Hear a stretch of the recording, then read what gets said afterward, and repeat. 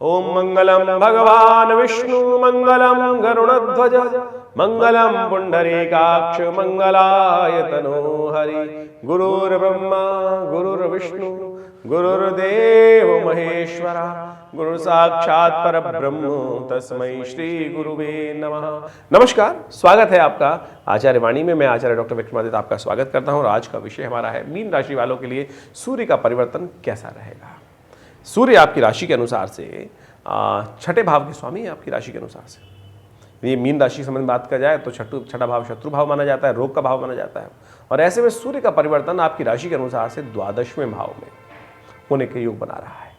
द्वादशवें भाव में ऑलरेडी शनि चल रहे हैं वहाँ पर, और शनि जिस प्रकार से स्वग्रही होकर वहाँ बैठे हैं वो आपके लिए विशेष तौर पर अस्त हो गए हैं इस वक्त। और ये कहूँगा एक तरह से अच्छा ही है शनि का अस्त होना आपके लिए। खर्चों में कुछ ना कुछ लगाम लगाने के योग बन सकते हैं, और खर्चों में लगाम कुछ स्थिति परिवर्तन होती है क्योंकि शनि स्वग्रही होकर वहाँ उपस्थित है। और ऐसे में सूर्य ने अपना परिवर्तन जिस प्रकार से राशि के अनुसार से किया वो उनके पुत्र का भाव है, और वहाँ जैसे ही सूर्य आए हैं तो शनि महाराज अस्त हो गए। तो ये बात विशेष तौर पर परिवर्तन का योग महत्वपूर्ण है।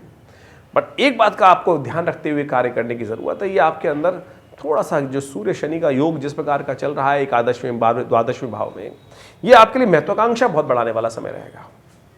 अननेसेसरी की महत्वाकांक्षा, देखिए ओवर एम्बिशन होने चाहिए जीवन में लाभ प्राप्ति के, लेकिन कई बार क्या होता है ओवर एम्बिशंस जो होते हैं ना वो कहीं ना कहीं व्यक्ति को गलत फंसा देते हैं। अब जैसे किसी भी चीज़ में ओवर एम्बिशन हो गए, शेयर मार्केट में ओवर एम्बिशियस आदमी फंस जाए तो ऐसे में दाव पे लगाएगा और फंसेगा। हम साफ साफ योग बना रहे हैं। जो लोग इस प्रकार के किसी भी प्रकार के स्पेकुलेशन बिजनेस में, किसी भी प्रकार के एकदम दाव पे लगाने वाले, किसी भी राजनीतिक दृष्टिकोण से यदि ऐसे भी लोग कार्य करने वाले लोग हैं, ऐसे में विशेष तौर पे बहुत ध्यान से काम करने की ज़रूरत है। ये समय जुआ खेलने का नहीं है, दाव पे लगाने का नहीं है। और ऐसे में इन 30 दिनों में यदि आप किसी ऐसे प्रपंच वाले कार्य में फंस गए जहाँ पर एकदम लगाए और बिल्कुल छलांग लगाने वाला कार्य, रिस्क लेने वाला कार्य बिल्कुल नहीं है। इस बात को ध्यान रखते हुए कार्य करने का। मीन राशि वालों, महत्वाकांक्षा कहीं ना कहीं आपको झटका देने के योग बना सकती है, तो ऐसे में ध्यान रखने की जरूरत है। यह विशेष तौर पर ध्यान रखने की जरूरत बहुत ज्यादा है। लोग अच्छे रहेंगे, स्वभाव में दिखाते रहेंगे बहुत बढ़िया समय, अच्छा प्रसन्नता को देने वाला। क्या होता है कि जब एम्बिशंस मन में पल रहे होते हैं ना तो मन ऐसा होता है कि हंसमुख रहेगा। अरे अरे बिल्कुल मेरे हाथ में सब चीजें आ रही हैं, सब चीजें मेरे हाथ में ही है, बिल्कुल कंट्रोल में है, बस हाथ बढ़ाने की देर है। ऐसे में स्वभाव में बड़ी एनर्जी रहती है। लेकिन ध्यान रखिएगा ये एक सब्ज बाग है, मृततृष्णा है। ये ऐसा मिराज है कि जो आपको कहीं ना कहीं उस एक कलेश में फंसा देगा जो आपके लिए आने वाले समय में गड्ढा बन जाएगा। तो ध्यान रखिएगा ऐसे प्रपंच में मत फंसे, अन्यथा पष्ट में फंसने के योग बना सकते हैं। तो बहुत सारी चीजें थोड़ा सा बैलेंस, धीरे धीरे रे मना धीरे सब कुछ होए, इस बात का ध्यान रखिएगा। एकदम नहीं होता है कुछ भी।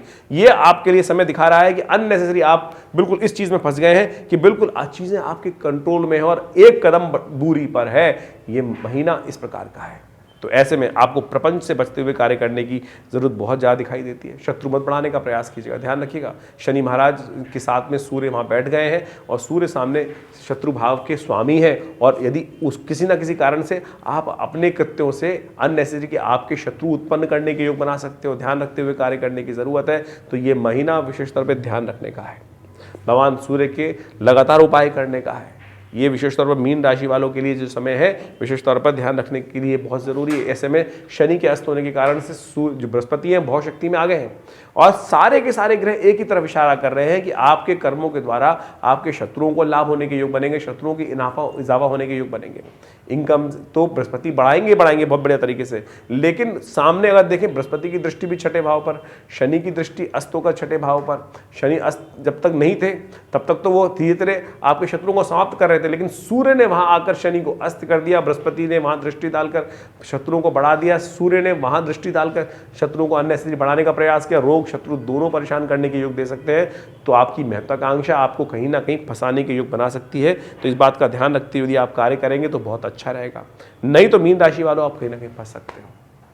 ऐसे में विशेष तौर पर नित्यपति भगवान सूर्य की उपासना करें, सूर्य को जल दें, हर रोज जल्दी उठ के ये काम करने का प्रयास करें तो आपके लिए बहुत अच्छा रहेगा, कल्याण के योग बनेंगे। अन्यथा कहीं ना कहीं प्रपंच में फंसने के योग बन सकते हैं। ध्यान रखते हुए कार्य करें तो आपके लिए अच्छा रहेगा। तो ये तो ज्योतिष का विषय है और इसके अनुसार से हम गोचर में जो ग्रहों का परिवर्तन है वो आपको अवश्य समय समय पर बताने का प्रयास करते हैं। और इसके साथ और भी बहुत सारा ज्योतिष का भाग है जन्मपत्री और बहुत सारे ग्रहों का जो मूल भाव है उसके अनुसार से ग्रहों का प्रभाव क्या रहेगा, उसके लिए आप बृहद रूप से ज्योतिष का लाभ लेने का प्रयास कीजिए। हमने बहुत सारे लोगों के साथ जब हम कंसल्ट करते हैं तो बड़ा विचित्र विडंबना, अभी कुछ दिन पहले हमारे पास एक व्यक्ति जन्मपत्री दिखाने आए और हमने जन्मपत्री जब देखी तो उनके मूल रूप से दशा चल रही थी एक, वो दशा बहुत शुभ थी लेकिन फल नहीं दिखा रही थी और व्यक्ति ने जन्मपत्री भी कई जगह दिखाई हुई थी। हमने पूछा भाई जन्मपत्री कहीं दिखाई थी पहले, तो जब देखा बोला हाँ जी दिखाई थी और उन्होंने कहा कि जो आप जिस दशा के बारे में बोल रहे हो, और वो बोला वो दशा सबसे कष्टकारी है, इसी कारण से कष्ट हो रहा है। जबकि वो दशा योग कारक ग्रह की थी और बहुत सुंदर थी, उससे उन्नति के योग बन रहे थे, लेकिन ज्योतिषी महाराज सो कॉल्ड जो आज की तारीख में जो तथाकथित तौर पे बाढ़ सी आ गई है, हर कोई ज्योतिष विज्ञान के अनुसार बिना परंपरा के कार्य करने का सुंदर तरीके से अपने आप को उपस्थित करने का प्रयास कर रहे हैं, वो बड़ा भयावह हो गया है। उन्होंने मूल रूप से गोचर का प्रभाव देखा ही नहीं था, 7.5 ही चल रही थी, उसको ज्ञान ही नहीं था ज्ञान करने के लिए, और फिर विचार पता नहीं कौन कौन से उपाय व्यक्ति के जीवन में कराए जा रहे हैं, लाखों रुपए लोग खर्च कर रहे हैं।